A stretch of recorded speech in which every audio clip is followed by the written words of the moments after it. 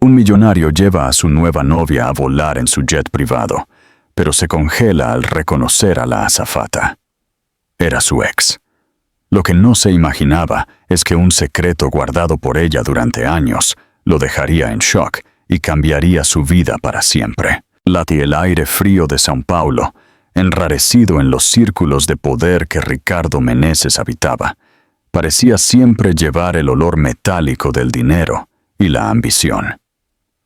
Para Ricardo, un titán del mercado inmobiliario cuya firma transformaba terrenos baldíos en rascacielos espejados, la vida era una sucesión de conquistas calculadas.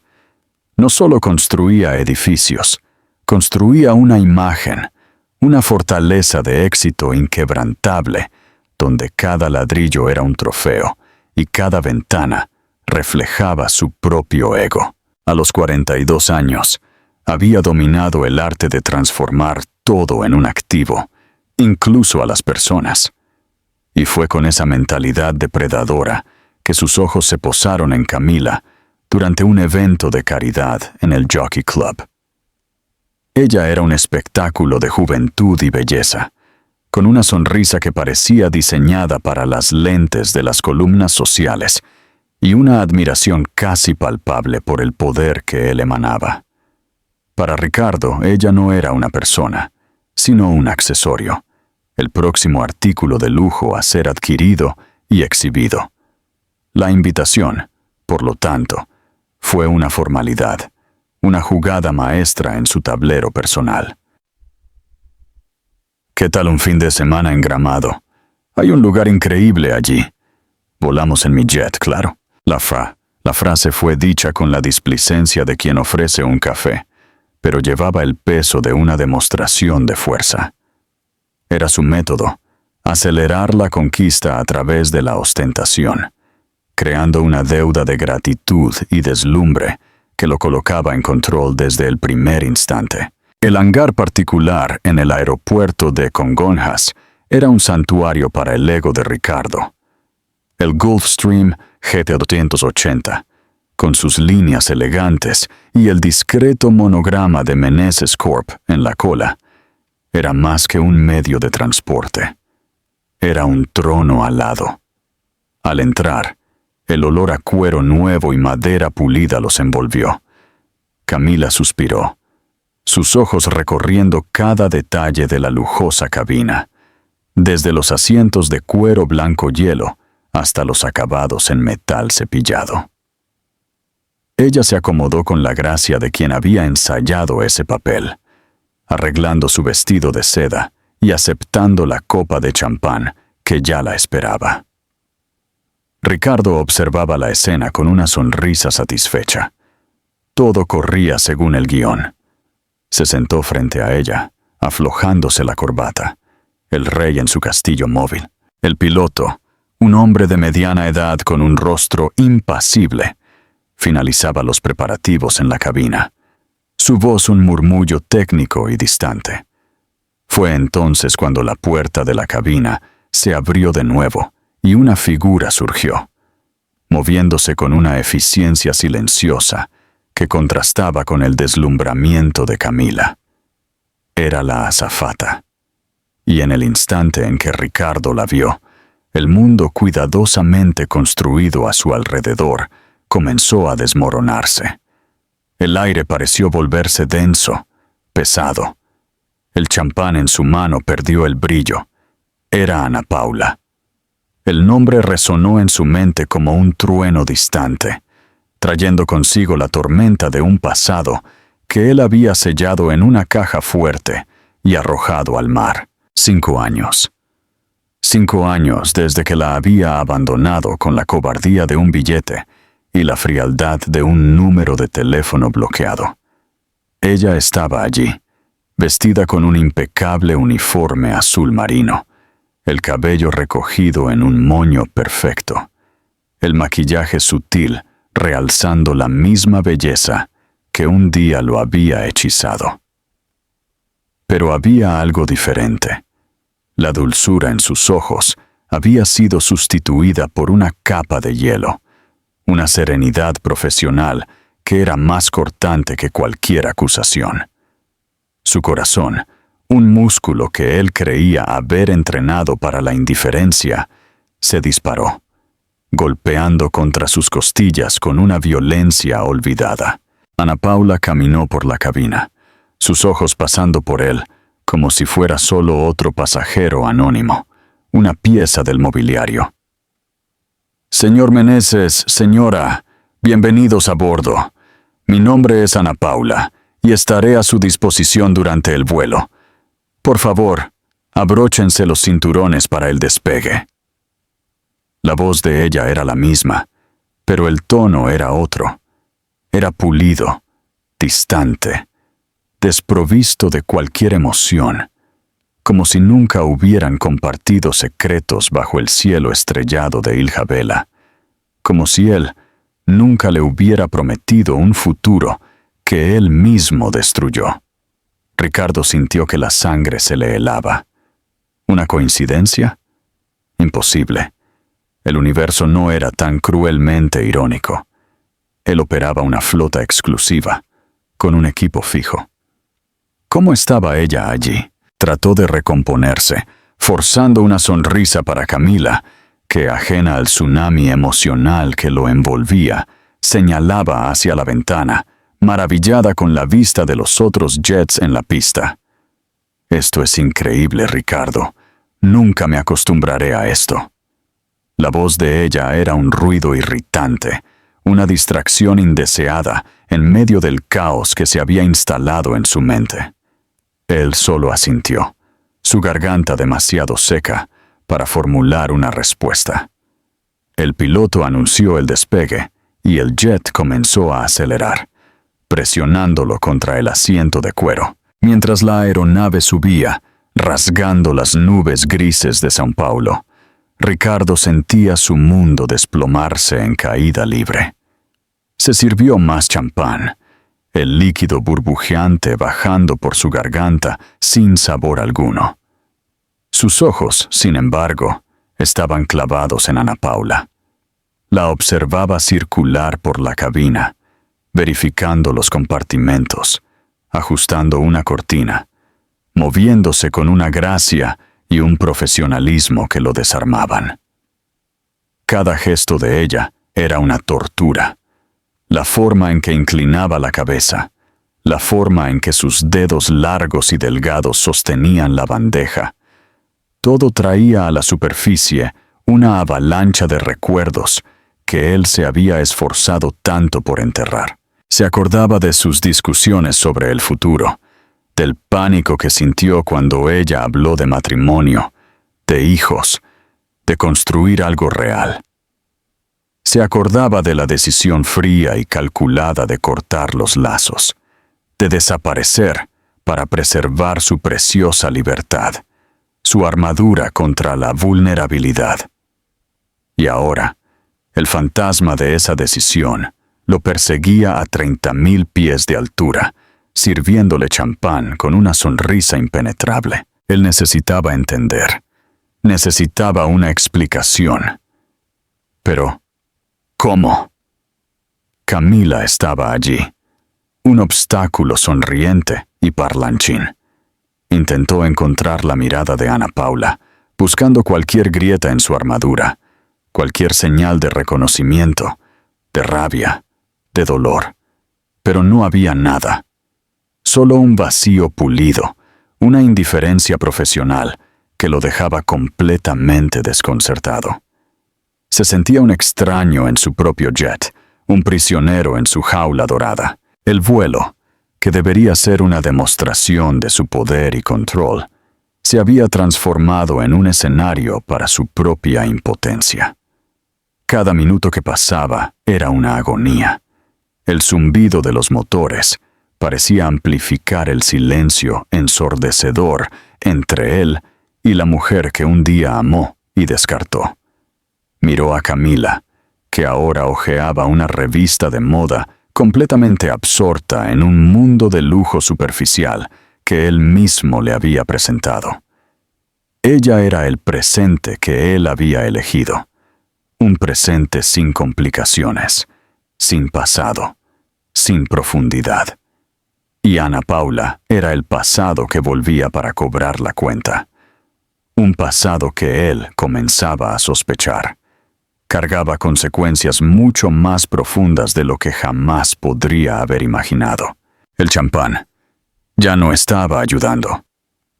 De hecho, solo intensificaba la sensación de irrealidad, de estar atrapado en una pesadilla lúcida. Se recostó en el asiento, cerrando los ojos, pero la imagen de ella persistía, grabada en sus párpados. La azafata fría y distante, un espectro de su propio fracaso moral, navegando con calma por la turbulencia que ella misma, de alguna manera, había creado en su vida. Y lo peor de todo era la pregunta que quemaba en su mente, una pregunta para la que no tenía respuesta. ¿Qué quería ella? ¿Venganza? ¿Dinero? ¿O algo mucho, mucho peor? El tiempo a bordo del Gulfstream parecía haberse distorsionado, cada segundo estirándose en una eternidad tensa. Ricardo intentaba mantener la fachada de anfitrión perfecto, participando en una conversación superficial con Camila sobre los viñedos que pretendían visitar y los restaurantes con estrellas que ya había reservado. Pero sus palabras sonaban huecas, mecánicas, como si fueran pronunciadas por un autómata. Su mente estaba en otro lugar, atrapada en la órbita de Ana Paula. La observaba con la intensidad de un depredador que, de repente, se descubre como presa, analizando cada movimiento de ella en busca de una pista, un desliz. Pero ella era la personificación de la compostura. Cuando servía las castañas y frutas secas, sus dedos no temblaban. Cuando ofrecía otra copa de champán, su sonrisa no vacilaba. Era esa serenidad, esa calma casi sobrenatural, lo que más lo perturbaba. No era la reacción de una mujer reencontrando al hombre que le rompió el corazón. Era la calma de alguien que tenía el control absoluto de la situación, alguien que sabía exactamente lo que estaba haciendo. Ricardo, un hombre que construyó su imperio basado en la capacidad de leer a las personas y anticipar movimientos, se sentía completamente ciego, tanteando en la oscuridad de un juego cuyas reglas desconocía. La ansiedad crecía en su pecho como una enredadera venenosa, asfixiándolo lentamente. Necesitaba aire, una ruta de escape, pero estaba confinado en esa cápsula de lujo a 30.000 pies de altura, con su pasado y su presente sentados a pocos metros de distancia. Fue entonces cuando el suave silbido del sistema de comunicación interna rompió la monotonía del vuelo, y la voz del piloto, hasta entonces un murmullo distante, llenó la cabina con una claridad alarmante. «Señores pasajeros, aquí el comandante. Pido disculpas por la interrupción, pero nuestros instrumentos indican una fluctuación irregular en el sistema hidráulico secundario. Aunque no representa un riesgo inmediato, el protocolo de seguridad es inequívoco. Para garantizar la total seguridad de todos a bordo, haremos un aterrizaje no programado en el aeropuerto más cercano, con capacidad para recibirnos. Estamos iniciando los procedimientos de descenso para el aeropuerto regional de Canela, en la Sierra Gaúcha». Las palabras cayeron sobre Ricardo como una sentencia. «¿Canela, no Gramado?» La frustración inicial rápidamente dio paso a la furia. Él, Ricardo Meneses, no era hombre de imprevistos. Su vida era una sinfonía de logística impecable. «¡Inaceptable!», gruñó más para sí mismo que para los demás, desabrochándose el cinturón como si fuera a levantarse y marchar hasta la cabina para resolver el problema personalmente. «Llama a mi equipo. Quiero un helicóptero esperándome en Canela tan pronto como aterricemos. No voy a quedarme atrapado en un aeropuerto de provincia». Sus ojos buscaron a Ana Paula, esperando ver en ella una pizca de preocupación, de disculpas, de cualquier cosa que validara su indignación. Pero lo que encontró fue un océano de calma.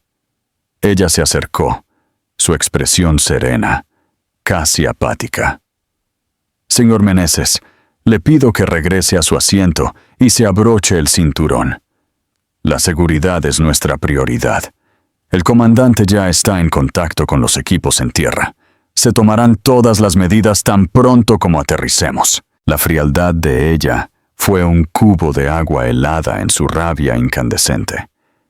Ella no estaba sorprendida, no estaba nerviosa. Y en ese instante, una sospecha terrible, aún sin forma, comenzó a cristalizarse en su mente. Esto no era una casualidad. La presencia de ella, la falla técnica, el desvío a una ciudad secundaria, las piezas de un rompecabezas que él no quería armar comenzaban a encajar. El jet descendió suavemente, cortando el cielo azul y revelando el paisaje accidentado y verde de la Sierra Gaúcha. Las araucarias se alzaban como centinelas ancestrales, y el escenario, que debería ser un deleite para los ojos, parecía ahora siniestro, parte de una trampa bien elaborada. El aterrizaje fue perfecto, una demostración de habilidad técnica que contrastaba con la supuesta falla mecánica. Tan pronto como las ruedas tocaron el asfalto, el rugido de los motores comenzó a disminuir, siendo sustituido por un silencio pesado, que solo era roto por el caro tic-tac del reloj de Ricardo. Camila, que se había puesto pálida durante el anuncio, ahora parecía recuperarse. ¡Qué susto! Pero qué aventura, ¿verdad? Al menos estamos a salvo. Su intento de ligereza sonó absurdamente fuera de lugar. Ricardo no respondió. Observaba por la ventana, mientras la escalera era acoplada a la puerta de la aeronave. El aire que entraba cuando la puerta se abrió era frío y puro, cargado con el olor a pino y tierra húmeda. Un contraste brutal con el aire artificial y controlado de la cabina y de su vida en São Paulo. En el patio de concreto, bajo el sol suave de la tarde, una figura solitaria los esperaba. Era un hombre mayor, de cabellos grises y postura erguida, vistiendo una chaqueta de cuero desgastada sobre una camisa de cuadros. Había una dignidad tranquila en su semblante, y sus ojos, de un azul sorprendentemente vivo, parecían analizar el jet y sus ocupantes con una curiosidad calmada. Ana Paula fue la primera en bajar, y la interacción entre ella y el hombre fue sutil, pero reveladora. Un ligero asentimiento con la cabeza, una mirada que intercambiaba volúmenes de información en un único segundo. Ricardo bajó a continuación, con Camila a su paso, y el hombre se acercó, su caminar lento, pero firme. «Bienvenidos a Canela, aunque en circunstancias inesperadas», dijo él, su voz un barítono grave y acogedor. «Mi nombre es Orlando, soy el abuelo de Ana Paula». Él extendió la mano hacia Ricardo, y el apretón fue firme, la mano callosa de quien conocía el trabajo manual. Ricardo sintió un escalofrío recorrer su espina. El abuelo. La telaraña se estaba cerrando. El mecánico ya ha sido notificado, pero la pieza necesaria para la reparación del sistema hidráulico solo llega de Porto Alegre mañana por la mañana. Lo siento por el inconveniente. «Inconveniente es poco», replicó Ricardo, la arrogancia siendo su única defensa contra la creciente sensación de vulnerabilidad. «Como dije, ya solicité un helicóptero. No pretendemos quedarnos». Fue entonces cuando Camila intervino, con una sonrisa que le pareció a Ricardo, por primera vez, un poco forzada. «Oh, Ricardo, no seas tan apurado. ¿Dónde está tu espíritu de aventura? Mira este lugar, Es hermoso. Y el señor Orlando fue tan amable. Ella se giró hacia el hombre mayor. El señor dijo que su nieta era azafata. Qué coincidencia que estuviera justo en este vuelo. La frase fue dicha con una inocencia tan exagerada que sonó como una señal mal ensayada. Orlando sonrió, una sonrisa que no alcanzó sus ojos penetrantes. Coincidencias. La vida en la sierra nos enseña que raramente existen. Pero ya que están atrapados aquí hasta mañana, no puedo dejarlos sin alojamiento. Nuestra familia tiene una pequeña posada aquí cerca. Es simple, pero cómoda. Insisto en que sean mis huéspedes. Tal la oferta fue hecha como una cortesía, pero sonaba como una intimidación. Ricardo miró de Orlando a Ana Paula, que permanecía en silencio, una observadora impasible. Miró a Camila, cuyo entusiasmo parecía cada vez más falso. Todos allí parecían compartir un secreto, un guión del que él era el único que no había recibido una copia. Estaba acorralado. Negarse a la oferta sería una grosería que ni siquiera él se permitiría en público. Y la verdad es que la idea de esperar por horas en un minúsculo vestíbulo de aeropuerto era aún menos atractiva. Agradezco la amabilidad. Él cedió, las palabras saliendo de entre sus dientes. Será solo por una noche. Orlando sonrió de nuevo, y esta vez había un brillo de triunfo en sus ojos.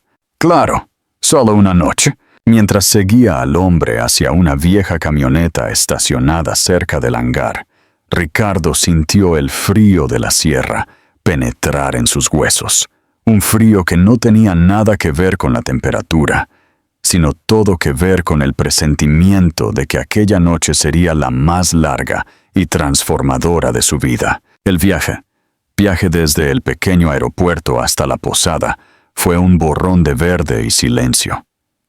Ricardo, apretado en la cabina de la camioneta, entre un estoico Orlando al volante y una Camila que ahora parecía haber agotado su repertorio de exclamaciones encantadas, se sentía cada vez más fuera de lugar. Ana Paula seguía detrás, en su propio coche, una presencia fantasmal en el retrovisor. La posada, llamada Rincón de las Araucarias, apareció al final de un camino de tierra flanqueado por hortensias. Era una construcción de madera y piedra, con amplias galerías y un tejado inclinado que le confería un aire de cabaña alpina. Era encantadora, rústica y, para Ricardo, claustrofóbica.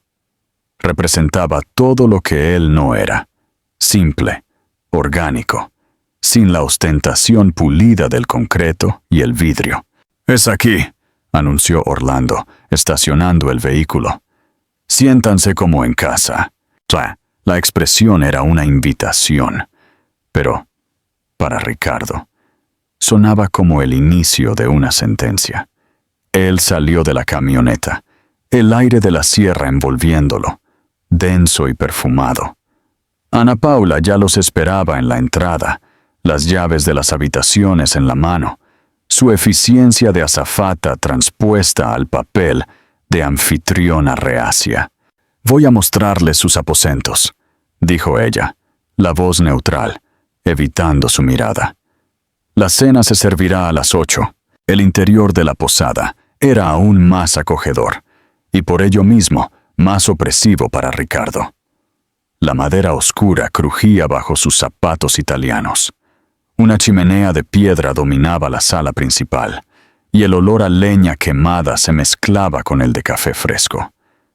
Había un silencio allí, una paz que él no conocía, y que, en su agitación interna, parecía una afrenta.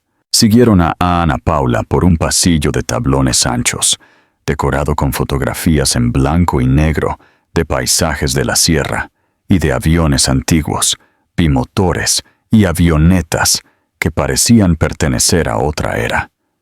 Fue en ese pasillo donde el tiempo se detuvo. Sentado en el suelo de madera, de espaldas a ellos, estaba un niño. No debía tener más de 4 o 5 años, y estaba completamente absorto en su propio mundo, un universo en miniatura esparcido a su alrededor. Eran aviones, decenas de pequeños aviones de metal y plástico organizados en una formación compleja sobre el piso. El niño hacía sonidos de motor con la boca, un zumbido bajo y concentrado, mientras movía un pequeño jet plateado en un arco gracioso, simulando un aterrizaje. Ricardo se detuvo abruptamente, un paso detrás de Ana Paula. Había algo en la concentración de esa pequeña figura, en la seriedad con que trataba su juego, que lo cautivó. Camila, notando la pausa, susurró: ¡Qué monada! ¡Hijo de algún huésped! Ana Paula no le respondió. Su cuerpo se tensó por un instante, y entonces, con una respiración profunda, que Ricardo pudo casi sentir, ella se giró. «Te ya sepí, Pedro», llamó, la voz suave, pero firme. El niño, oyendo la llamada, interrumpió su vuelo imaginario y se giró. Y el universo de Ricardo Meneses implosionó. El rostro que se alzó para mirarlos era un espejo, una versión en miniatura y asustadoramente perfecta de sí mismo. Los mismos ojos castaños, grandes e inquisitivos, que él veía todas las mañanas en el espejo.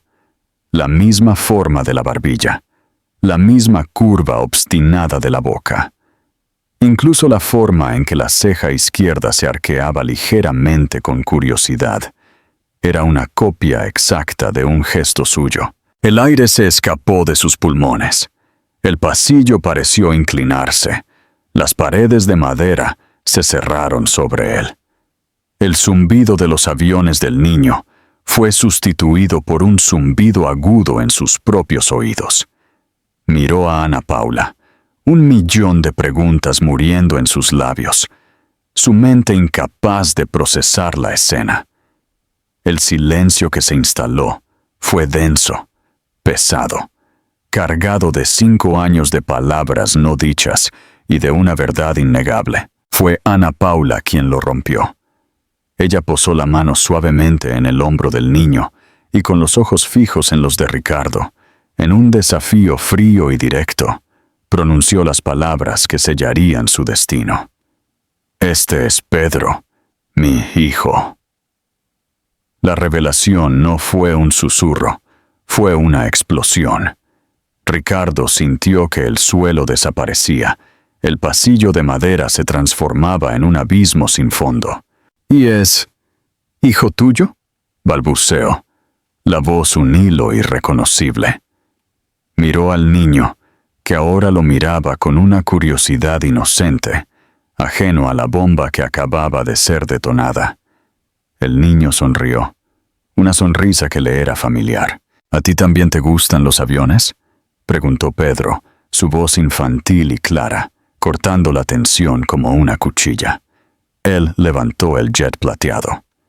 «Este es un Gulfstream, igual al que aterrizó hoy. El abuelo me lo mostró». Ricardo no pudo responder. Su mente era un torbellino de negación, furia y un terror primordial que él nunca había sentido. Camila, a su lado, finalmente pareció entender la magnitud de la situación. Su boca se abrió y se cerró sin emitir sonido. Sus ojos desorbitados yendo de Ricardo al niño y de vuelta a Ana Paula. La farsa de su sorpresa finalmente desmoronándose en un shock genuino. Ana Paula, sin embargo, permaneció inquebrantable. «Tu habitación es la última a la derecha, Ricardo. La tuya es la del frente, Camila. La cena, como dije, es a las 8. Con eso, ella tomó la mano de Pedro y lo guió en la dirección opuesta, dejando a Ricardo paralizado en el pasillo. Un hombre que construía imperios, ahora reducido a ruinas por un niño de 5 años y un puñado de aviones de juguete. La cena fue una obra maestra de tortura psicológica. La mesa puesta en la sala principal, frente a la chimenea crepitante, era un campo de batalla silencioso. De un lado, Ricardo, tenso como una cuerda de acero, apenas tocando la comida. A su lado, Camila, ahora callada y observadora, su papel de conquista olvidado. Del otro lado, Ana Paula, con una calma glacial, y su Orlando, cuya presencia era una mezcla de hospitalidad y vigilancia. Y en el centro de todo, el epicentro del terremoto, estaba Pedro, el niño, sentado en una silla alta al lado de la madre. Era la única fuente de vida e inocencia en esa mesa cargada de fantasmas. Hablaba sin parar, su emoción infantil un contrapunto surreal a la tensión de los adultos. Y su tema era uno solo: aviones. Abuelo, ¿crees que algún día podré pilotar un 747? ¿Alguna vez pilotaste uno? ¿Fue difícil? ¿Cuántos motores tiene? Orlando respondía a cada pregunta con una paciencia infinita, sus ojos brillando de orgullo. Claro que sí, campeón. Si estudias mucho, yo piloté muchos de ellos. No es difícil cuando amas lo que haces. La conversación era un dueto entre abuelo y nieto, pero cada palabra era una flecha envenenada para Ricardo. Él oía hablar de la pasión del niño por la aerodinámica, de cómo ya sabía la diferencia entre un Airbus y un Boeing, de su sueño de ser piloto, igual que el abuelo lo fue. Entonces, en un momento que hizo que el corazón de Ricardo se detuviera, Pedro se giró hacia él, sus grandes ojos castaños fijos en los suyos. «Mi papá también viaja por el mundo en avión», dijo con una orgullosa convicción. «Por eso no puede venir a visitarme. Él es piloto de vuelos internacionales. Mi mamá me lo contó». La mentira piadosa y devastadora que Ana Paula había construido para proteger a su hijo de la verdad sobre el padre que lo había abandonado incluso antes de saber de su existencia. La simplicidad con que el niño pronunció esas palabras, la fe inquebrantable en un padre héroe y ausente, hirió a Ricardo más profundamente que cualquier acusación. Cualquier grito de rabia podría haberlo hecho. Sintió el sabor amargo de la bilis en su garganta. Él no era un héroe. Era el villano de esa historia.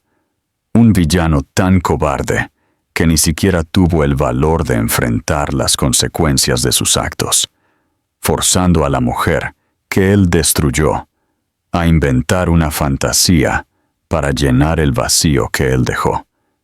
En ese instante, bajo la mirada inocente de su hijo, Ricardo Meneses se sintió por primera vez en su vida verdaderamente pobre.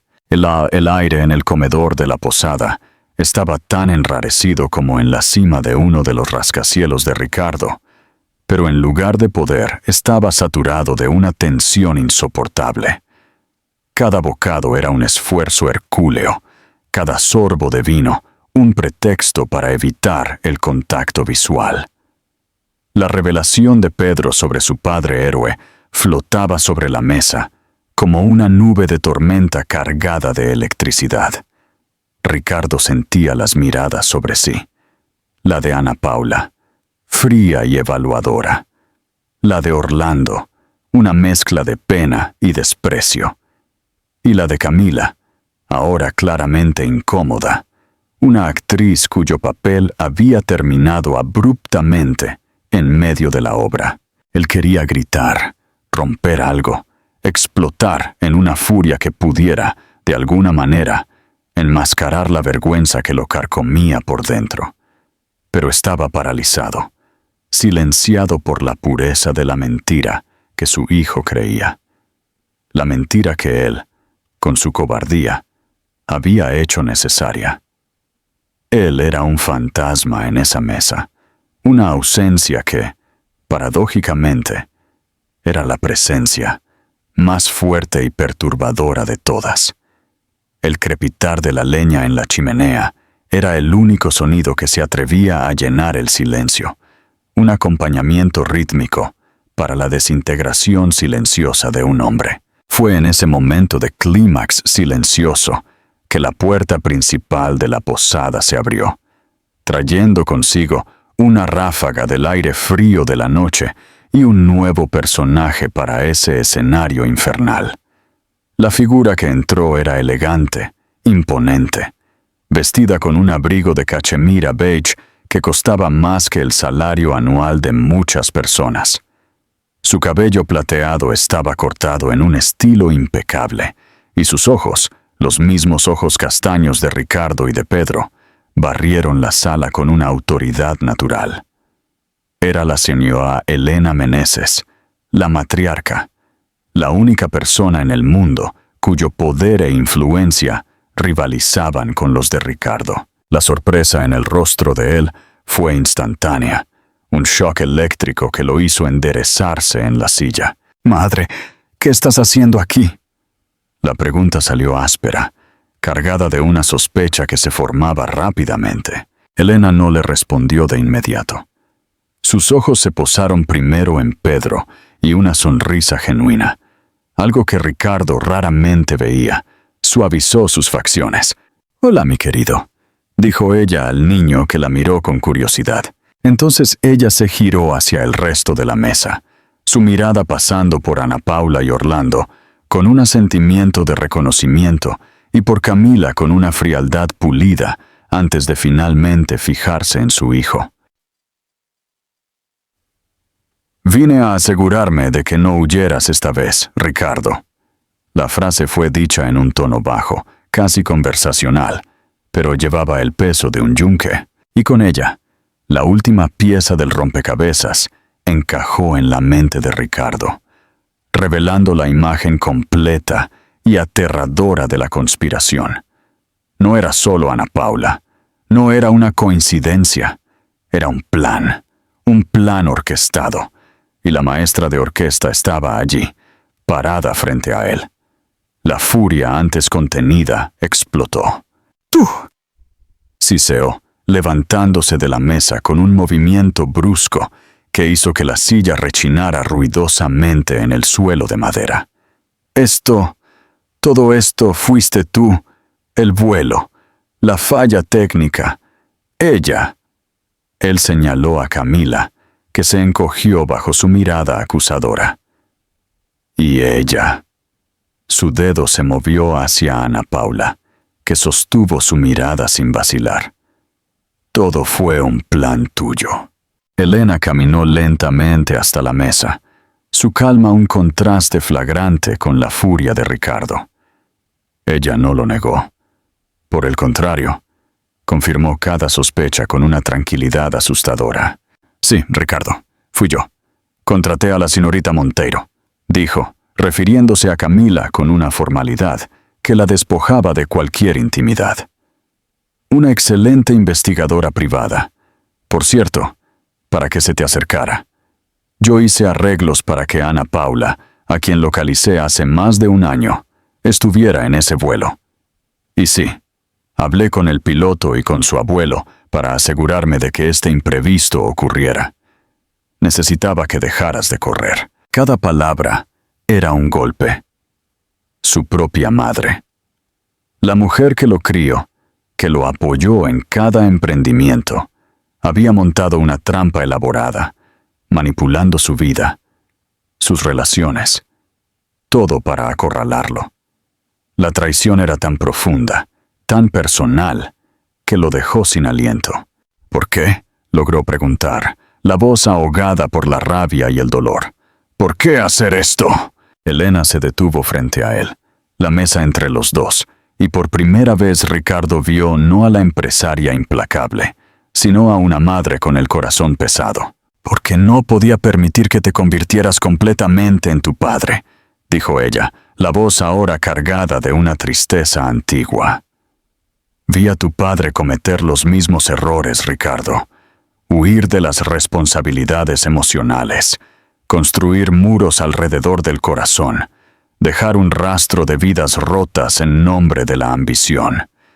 Él murió un hombre rico y poderoso, pero murió solo. Me niego a ver a mi único hijo seguir el mismo camino hacia el mismo abismo solitario. La mención del padre, un hombre cuya memoria Ricardo reverenciaba y temía en igual medida, fue el golpe final. Él se tambaleó hacia atrás, como si hubiera sido golpeado físicamente, y se hundió de nuevo en la silla derrotado. La comida en su plato ahora parecía incomible. El vino sabía a cenizas. El silencio que siguió fue el más pesado de todos. Un silencio de verdades expuestas y defensas destruidas. Fue la voz inocente de Pedro que, una vez más, rompió el hechizo. Ajeno al drama adulto que se desarrollaba, él había sacado algo de su bolsillo durante la confusión. Era un pequeño avión, toscamente esculpido en madera, pero hecho con un cuidado evidente. Él se levantó en la silla, estirándose sobre la mesa para mostrar el juguete a Ricardo, que aún estaba perdido en su estupor. «¡Mira!», dijo el niño, con una sonrisa radiante que era un faro de luz en la oscuridad de esa sala. «El abuelo me ayudó a hacerlo. Es un biplano. Dijo que los primeros pilotos eran los más valientes». Ricardo levantó los ojos, enfocándose con dificultad en el pequeño objeto de madera y en el rostro iluminado de su hijo. La simplicidad del momento, la pureza de la alegría del niño, era una tortura y una bendición. Entonces Pedro pronunció la frase que lo perseguiría, la pregunta que definiría el resto de su vida. Miró directamente a los ojos de Ricardo, con toda la esperanza y la fe que un niño de 5 años puede reunir, y preguntó: «Cuando sea grande, quiero volar con mi papá. ¿Querrá él volar conmigo?». La pregunta no fue hecha al héroe piloto de vuelos internacionales del cuento para dormir. Fue hecha a él, Ricardo Meneses, el hombre que estaba allí, roto y expuesto. Y en el silencio que siguió, mientras todos en la mesa contenían la respiración, Ricardo se dio cuenta de que la respuesta a esa pregunta no sería dada con palabras, sino con las acciones que él elegiría tomar a partir de ese momento.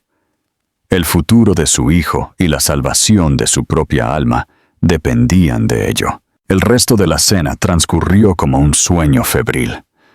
Ricardo no se acuerda de cómo terminó la comida, ni de cómo se despidió de los demás. Él se movió en un estado de shock, un autómata guiado por instintos básicos. Lo único que registró con claridad fue el momento en que Ana Paula llevó a un adormilado Pedro a la cama, el niño frotándose los ojos y murmurando un «buenas noches, general», antes de desaparecer por el pasillo. Cada paso de Ricardo hacia su habitación era pesado, como si estuviera caminando en el fondo del océano. El cuarto, con sus paredes de madera, muebles rústicos y una cama que parecía acogedora, era una celda. Él cerró la puerta, y el sonido del pestillo al cerrarse resonó como el de una puerta de prisión.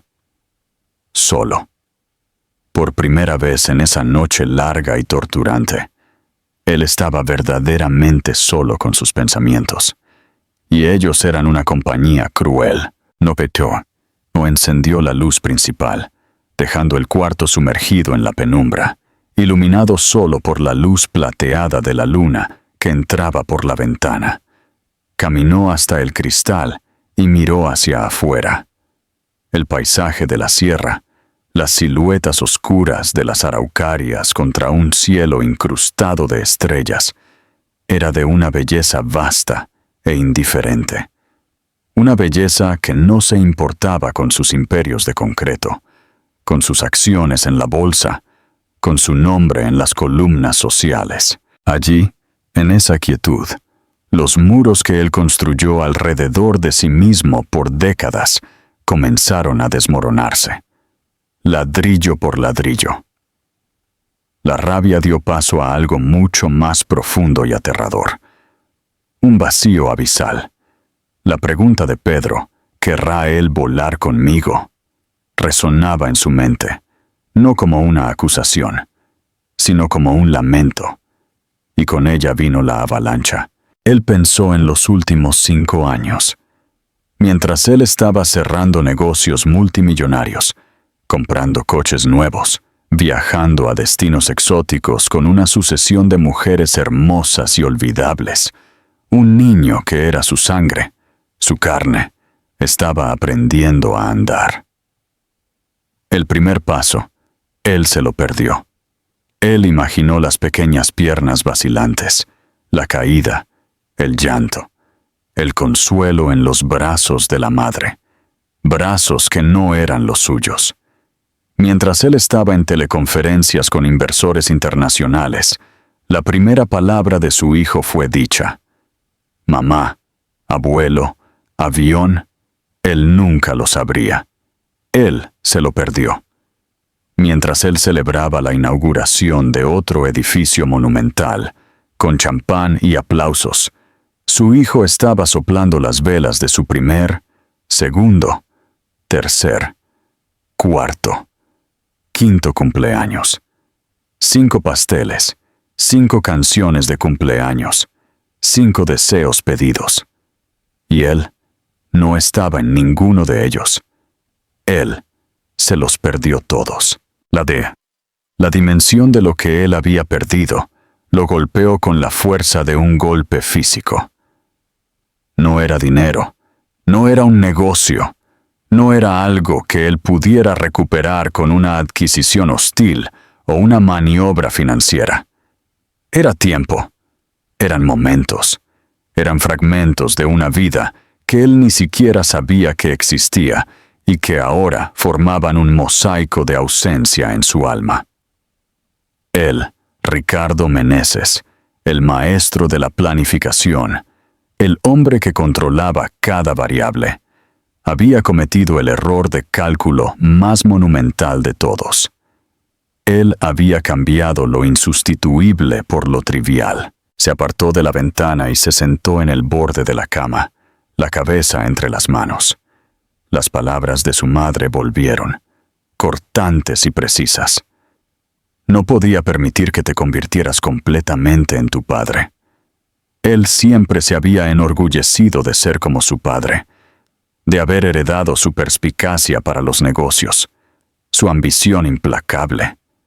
Pero ahora, por primera vez, él veía el otro lado de esa herencia, la soledad, el vacío emocional, la incapacidad de conectarse. Su padre había dejado un legado de riqueza y un rastro de relaciones destruidas. Y él estaba en el mismo camino. La noche se arrastró, larga y sin sueño. Cada sombra en el cuarto parecía tomar la forma de sus fallas. Cada sonido del exterior, el ulular de una lechuza, el susurro del viento, parecía burlarse de su soledad autoimpuesta. Él no lloró.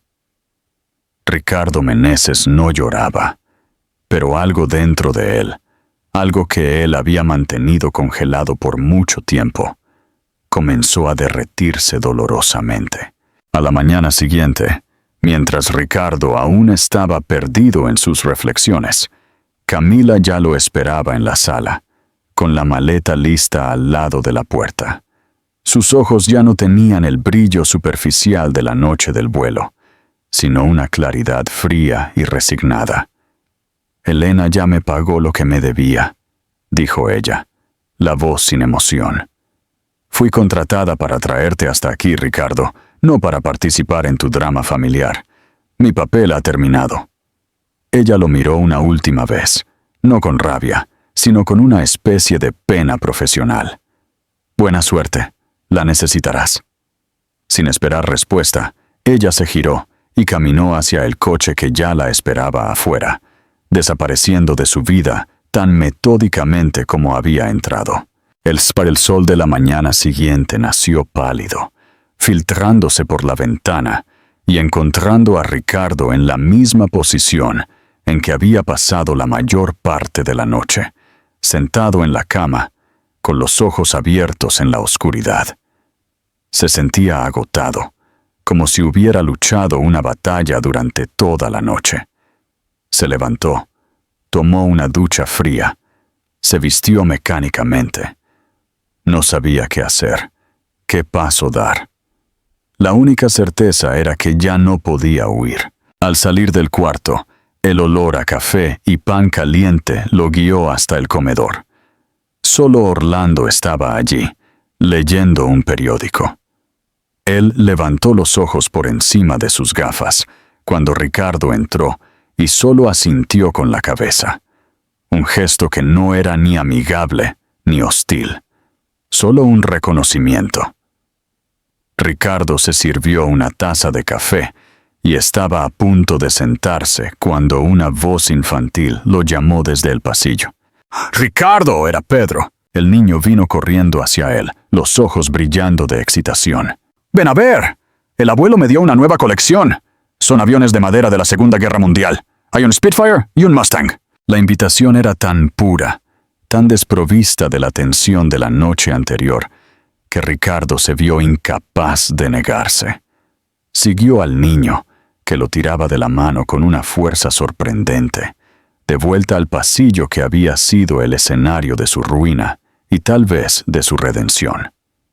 El suelo del cuarto de Pedro era un hangar en miniatura. Además de los modelos de plástico, ahora había una escuadrilla de aviones de madera, cada uno con un acabado rústico y detallado. El niño se arrodilló, tomando uno de los aviones con reverencia. «Este es mi favorito», dijo, entregándole a Ricardo un modelo de caza con las insignias de la Fuerza Aérea Brasileña. El abuelo dijo que los pilotos brasileños volaron en uno de estos en Italia. Ricardo sostuvo el pequeño avión de madera. Era ligero, pero en sus manos parecía tener el peso del mundo. Él pasaba los dedos por la superficie lisa, por las alas cuidadosamente lijadas. Miraba al niño frente a él, a la pasión genuina en sus ojos, a la confianza con la que él compartía su tesoro. Y entonces Pedro lo miró con la misma mirada seria y esperanzada de la noche anterior, y repitió la frase que se había convertido en el mantra de su existencia recién descubierta. «Cuando sea grande quiero volar con mi papá». Esta vez, la frase no vino acompañada de la pregunta. Era una afirmación, una declaración de fe. Y fue eso lo que finalmente rompió la represa. Ricardo sintió un nudo formarse en su garganta, una presión en su pecho que él no pudo contener. Sus ojos, que permanecieron secos por años de indiferencia calculada, ardieron. Una lágrima, caliente y solitaria, se escapó y rodó por su rostro. Después otra, y más otra. Él no intentó esconderlas.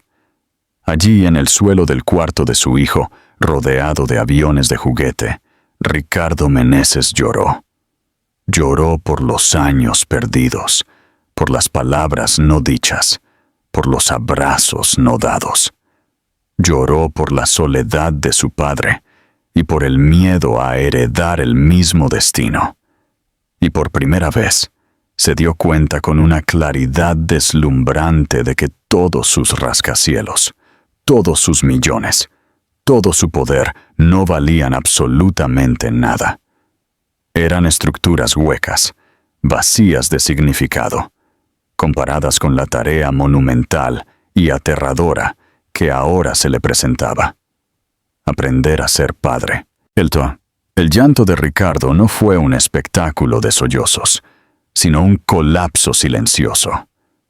Las lágrimas, que él por tanto tiempo consideró una señal de debilidad, ahora eran una purificación, lavando años de arrogancia y soledad. Pedro, con la sabiduría intuitiva que solo los niños poseen, no se asustó. Él solo observó al hombre grande frente a él, con una seriedad solemne. Entonces, con un gesto simple que contenía un universo de compasión, el niño tomó su avioncito de madera favorito, el biplano, y lo puso suavemente en la mano de Ricardo. «Puedes quedarte con este», susurró, «para que te dé suerte». En ese instante, Ricardo supo que su vida, como él la conocía, había terminado. Lo que nacería de esas ruinas, él no lo sabía, pero por primera vez sentía la esperanza de construir algo que realmente importara. El mañana de la partida llegó con una belleza cruel. El cielo de la sierra estaba de un azul límpido y el aire, frío y vigorizante. El jet, supuestamente reparado, esperaba en el pequeño aeropuerto, un reluciente símbolo de metal del mundo que Ricardo debería reclamar. Las maletas estaban listas. Su madre, Elena, lo observaba con una mirada que era una mezcla de ansiedad y esperanza.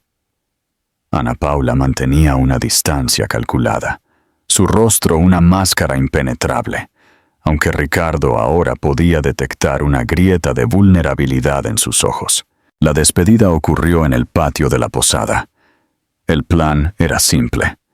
Ricardo volvería a São Paulo, reorganizaría su vida y comenzaría, de alguna manera, a construir un puente sobre el abismo de 5 años que lo separaba de su hijo. Sería un proceso lento, doloroso, lleno de visitas de fin de semana y llamadas telefónicas agendadas. Era el camino lógico, el camino sensato. Pero la lógica había abandonado a Ricardo. Mientras su chofer ponía la última maleta en el coche, sus ojos fueron atraídos hacia el césped al lado de la posada. Allí, Pedro y su abuelo, Orlando, estaban inmersos en un ritual sagrado. Ellos no jugaban con un avión de juguete, sino que montaban un aeromodelo de verdad, una réplica a escala de un planeador con una envergadura de casi 2 metros. Ricardo observaba, hipnotizado, la interacción entre los dos. Las manos callosas del abuelo guiando las manos pequeñas del nieto, ajustando un cable, apretando un tornillo, explicando en voz baja los principios de la sustentación y la resistencia del aire. Había una complicidad allí, una transferencia de conocimiento y amor que era tan tangible como la madera y la tela del planeador. Ellos no estaban solo construyendo un avión, estaban construyendo memorias, un legado. Y Ricardo era un espectador, un extraño mirando hacia adentro de un mundo al que él desesperadamente quería pertenecer. «Es hora, Ricardo», dijo su madre suavemente. Él asintió, pero no se movió. Sus pies parecían clavados en el suelo. Él miró al jet en el aeropuerto distante, después al planeador en el césped. Uno representaba el poder, la velocidad, la fuga. El otro representaba la paciencia, la presencia, la construcción. Y en su corazón, una decisión floreció, no de forma inesperada, sino con la certeza inevitable de una semilla que finalmente rompe la tierra. Él se giró hacia su madre. «Llama al piloto. Dile que vuelva a São Paulo solo». Elena levantó las cejas, sorprendida, pero una sonrisa de triunfo brilló en sus ojos. «¿Y la empresa? ¿La reunión del consejo?» «Que vendan las acciones, que me despidan», respondió Ricardo. Y por primera vez en su vida, las palabras sonaron como libertad, no como fracaso. «Voy a construir algo más importante aquí». Él caminó hacia Ana Paula, que lo observaba con una mezcla de shock y desconfianza. Él se detuvo a una distancia respetuosa. «Sé que no puedo arreglar el pasado, Ana Paula. Sé que no merezco una segunda oportunidad, pero no voy a ser un padre de fin de semana. Me voy a quedar. Voy a aprender, aunque sea solo para ser digno de amarrarle los zapatos. Ella no respondió, pero él vio algo en sus ojos, una grieta en el hielo que ella había construido alrededor de sí misma. No era perdón, ni amor. Era algo mucho más frágil y precioso, la posibilidad. Satisfecho con ese pequeño destello de esperanza, Ricardo se giró y caminó hacia el césped. Él no corrió. Cada paso era deliberado, un compromiso. Pedro y Orlando lo vieron acercarse. El niño detuvo lo que estaba haciendo, los ojos grandes y cuestionadores. Ricardo se arrodilló en la hierba húmeda, al lado de Pedro y del viejo Orlando, sin importarle que el pantalón de diseño ahora se manchara de tierra. El niño le extendió un pequeño destornillador, sus ojos brillando de expectativa. «Aprieta este tornillo, pero no mucho, si no el ala se rompe», dijo con la naturalidad de quien entrega un secreto sagrado. Ricardo tomó la herramienta. En sus manos, tan acostumbradas a firmar contratos multimillonarios, ese objeto simple parecía tener el peso de un destino. Él respiró hondo y por primera vez no se sintió al mando. Se sintió un aprendiz. Ana Paula observaba de lejos, los brazos cruzados, el semblante aún protegido por un hielo antiguo, pero al ver al ex todopoderoso empresario inclinado al lado de su hijo, equivocándose, aprendiendo, ensuciándose las manos, ella desvió la mirada rápidamente. Y por un instante, Ricardo percibió la grieta en la muralla que ella había construido alrededor de sí misma. Por un instante, Ana Paula desvió la mirada, como si necesitara parpadear más veces de lo normal. Era casi imperceptible, pero Ricardo lo notó. Detrás del hielo había una grieta silenciosa, un resquicio de emoción que ella luchaba por esconder. No era perdón, no era amor renacido. Era algo más raro y frágil. Esperanza. Pedro, radiante, lo miró como si no hubiera pasado, como si todos los años perdidos fueran solo un prólogo para ese instante. Cuando sea grande, quiero volar con mi papá. ¿Volarás conmigo?, preguntó repitiendo la frase que ya resonaba en la mente de Ricardo como una sentencia. Él no dudó. No desvió la mirada. «Volaré contigo, Pedro, y voy a empezar ahora». Y en ese césped simple de la sierra, con un planeador de madera y tela en las manos, Ricardo Meneses, el hombre que siempre creyó que podía comprarlo todo, finalmente comenzó a construir algo que el dinero jamás podría dar. Una historia con su propio hijo. ¿Qué te pareció este viaje? En una escala de 0 a 10, ¿qué calificación le darías al final de la transformación de Ricardo? Deja tu comentario y suscríbete para seguir nuestras próximas historias emocionantes. Muchas gracias por tu compañía y hasta la próxima.